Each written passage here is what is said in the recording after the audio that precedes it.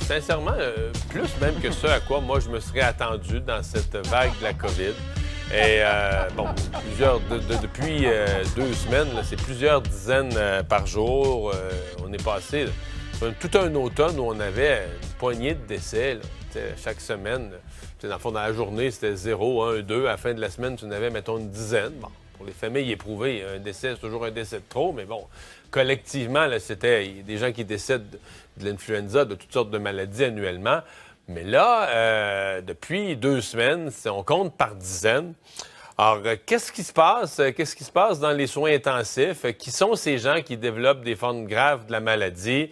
Comment il se fait qu'un nombre aussi grand décède? Bon, on sait, c'est une précision, puis il y a des gens qui n'aiment pas, mais il faut la faire quand même, la précision. Puis c'est quelque chose que j'ai eu la chance, sur laquelle j'ai eu l'occasion de me pencher, que j'ai eu la chance d'étudier. On les compte tous au Québec. Et quand on dit on les compte tous, quand on dit une personne décède de la COVID, c'est aussi des personnes qui décèdent avec la COVID. Il y en a un certain nombre qu'on peut penser qui seraient décédés quand même dans le mois. Il était très malade, avait plein d'affaires. Donc, nous, au Québec, dès qu'une personne décède, qu'elle est testée positive à la COVID, elle est dans les statistiques de la COVID, il semble que c'est ce qu'on recommande dans le monde en termes de santé publique, qui est à revenir plus tard avec les chiffres de la surmortalité, de dire, bon, on a peut-être compté là, un 5 de trop, un 10 de trop qui serait mort de toute façon. Raconte-nous un peu, qu'est-ce qui se vit, là? OK, bien d'abord, il faut comprendre que c'est plus de l'observation que de la science au moment où on est, parce qu'on n'a pas les chiffres exacts. Mais les chiffres s'en viennent que le gouvernement nous dise, mais on ne les a pas encore. Puis pour ce qui était des patients qui ont la COVID et autre chose, ça, c'est absolument vrai qu'on en voit de plus en plus et que des fois, c'est le autre chose qui mène au décès. Et là, c'est au moment de remplir le certificat de décès où on peut marquer, comme ça m'est arrivé il y a quelques semaines, de dire que le patient est mort d'une infection de ses voies biliaires avec un COVID et non pas le contraire. Oui, et au sujet des hospitalisations avec la COVID-19, il y a plusieurs qui sont des gens qui viennent à l'urgence pour autre chose puis qui apprennent qu'ils ont la COVID-19 une fois à l'hôpital. Est-ce qu'on est capable de quantifier le nombre de cas comme ça dans les chiffres quotidiens et estimer la durée moyenne du séjour de ces gens-là? Oui, ça, on est en train de le regarder parce c'est notre grande préoccupation parce que vous avez 2 questions. C'est est-ce que les 229 hospitalisations qu'on a eues aujourd'hui, c'est 229 personnes qui sont rentrées à l'hôpital à cause de la COVID? Je vous ai dit un peu plus tôt cette semaine qu'on pense qu'il y en a à peu près 25 qui sont rentrés à l'hôpital pour d'autres raisons. Je vous ai donné l'exemple d'une personne, une femme qui vient accoucher, et lorsqu'on la teste, elle est COVID. Elle n'est pas venue pour la COVID, mais elle est venue pour accoucher. On est en train d'essayer d'extraire ces cas-là. Donc, ça, c'est une chose qu'on fait. Micro 1. Oui, Élise Allard de Radio-Canada. J'aimerais avoir quelques précisions au niveau des hospitalisations, parce que d'après les données, je vais monter mon micro. D'après les données du ministère de la Santé, le nombre de cas rapportés en date du 26 décembre n'est pas le même que le nombre de cas rapportés par l'INSPQ. On parle de 146 pour le ministère, 239 pour l'INSPQ. Alors, j'aimerais savoir précisément combien de nouvelles admissions hospitalières ont été rapportées et en combien de jours. Est-ce que c'est pour le 26 et le 27? Bien, en fait, le 25 et le 26 décembre, le 239. Expliquez-moi ça. On va garder ça très simple. Le bon chiffre qu'on a publié ce matin, c'est le bon chiffre, c'est 146 hospitalisations.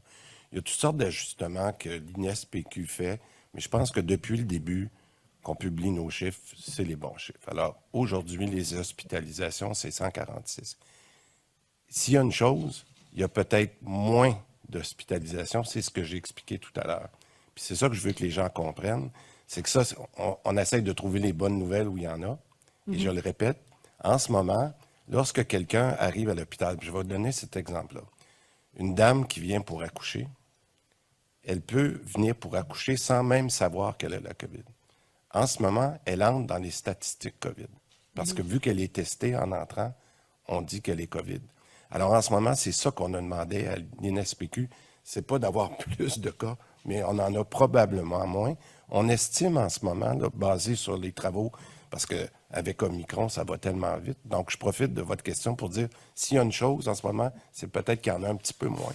Et c'est ça qui nous a poussé avec nos experts hier d'attendre un petit peu, de prendre quelques jours de plus pour essayer de bien connaître ce chiffre-là, mais il pourrait être aussi important que 25 à 30 %.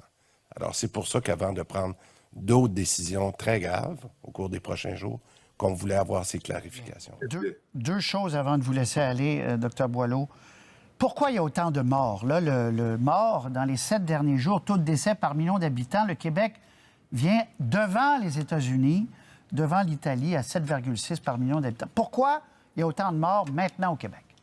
Bien, écoutez, d'abord, il y a beaucoup de morts parce qu'il y a énormément de gens qui sont infectés, puis regardez les hôpitaux qui débordent avec tous ces cas-là. Alors, c'est normal qu'il y en ait qui aient des issues très lourdes, comme... Mais pourquoi plus qu'ailleurs?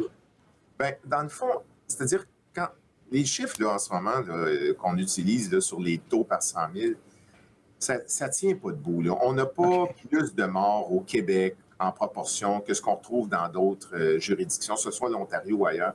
Ça, c'est démontré. Le Québec enregistre beaucoup plus les cas, prennent les cas par lien épidémiologique, prennent tous les cas, mais ça ne veut pas dire qu'il n'y a pas des morts de la COVID direct, bien sûr, puis il y a des morts associées aussi à la COVID, de gens qui ont différentes maladies, mais qui en plus prennent une COVID qui ne les aide pas là, dans cette progression-là. Mais moi, il faut attendre la surmortalité. Il faut attendre les chiffres de surmortalité. Exactement. And for my follow-up question, Dr. Arruda, one thing we've been hearing about more is the question around what percentage of people in hospital with COVID-19 are hospitalized because of COVID-19, and what percentage are hospitalized for something else and were then tested and happen to have COVID-19. Do we have any sense of what those numbers are like in Quebec right now? Yes, and in fact, those data is going to be more precise, but I can give you, I would say, some info. At least 30 to 40% are not really related admission. It's because it's so on circulation, actually, that if you have a problem of stomach or something, you need to get hospitalized, they will test you and they will find your COVID-19, but the reason why you are in the hospital is not COVID-19. So that's the situation, actually. We are trying to better understand that. We are trying to see also almost who is infected. Actually, is it Delta people or is it people from Omicron? All those data is getting compiled, and there's going to be more information, and it's going to be shared in our websites. Ça n'a pas de bon sens. T'es écœurant. Ça n'a pas de bon sens. C'est malheureux, c'est extrêmement triste. Des mesures, on en a eu une, puis une autre. À ce que je sache, Jean-Charles, les hôpitaux sont encore pleins, malgré toutes les mesures qu'on nous a imposées. Je vois pas comment on va s'en sortir si on base tout dans notre société sur les hôpitaux. Si les hôpitaux sont la base de ta société et le fonctionnement de ta société, t'es dans le trouble. Ben, en tout cas, si c'est ça... Je te rappelle que... Ben, c'est ça. Si c'est ça, présentement. Écoute, les restaurateurs, Jean-Charles, là... Ben oui, mais ça... Hey, ça, ben, là... Ouais. Ça, je peux t'en nommer, là. Mon Cardex c'est plein de très bons amis qui, eux, pissent le sang par les oreilles, à vue d'œil, encore une fois, là. Et ce qu'on ne réalise pas, parce que ça ne se traduit pas en statistiques rendues publiques quotidiennement, le nombre de prescriptions d'antidépresseurs chez ces gens-là, et une majorité de ces gens-là qui n'ont même pas les moyens de se payer un bon thérapeute, d'aller voir un psy, clairement, on va le dire comme c'est, pour essayer de garder un équilibre mental et retrouver un certain équilibre, puis maintenir la barque à flot entre les deux oreilles. C'est important que tu le soulignes. C'est épouvantable. C'est épouvantable. Et ça, c'est des dommages collatéraux qui sont épouvantables. Chez nos jeunes, la même affaire. Là, là on ne repart même pas le sport dans les écoles. Donc, autrement dit, c'est correct d'entasser 30 kids dans une salle mal ventilée, mais c'est pas correct de leur permettre de courir ensemble à 15-20 d'un gymnase. Je comprends plus rien. Prends 2 secondes, là. Reviens sur ce que tu as dit, Jean-Charles. Ben, c'est ça. Prends 2 secondes, là. C'est ça. Reviens sur ce que tu as dit, là. Écoute-moi bien, là, puis là, je déteste dire ça, mais c'est un mauvais réflexe de ma part, mais quand j'entends ce que tu dis, puis tu as tout à fait raison, ben c'est parce qu'il y a un problème qui est majeur, puis là, je pense qu'on s'enlise, on creuse notre trou à chaque jour. Pourquoi? Parce qu'on veut sauver les hôpitaux qui sont déjà à pleine capacité. Comment tu vas être à plus que pleine capacité? Quoi, tu vas mettre des patients dans la rue? C'est quoi tu vas faire? En tout cas, anyway, Jean-Charles, on a fait le tour. C'est pas nous autres qui va régler ça, mais j'apprécie énormément le fait que tu parles des restaurateurs, des hommes d'affaires, des gens qui travaillent dans ce milieu-là, qui tentent de nous nourrir de toutes sortes de façons, qui font un travail exemplaire, qui ne disent pas grand-chose présentement. Je les trouve très polis, très gentils en passant. L'industrie culturelle Puis au complet. eux souffrent énormément.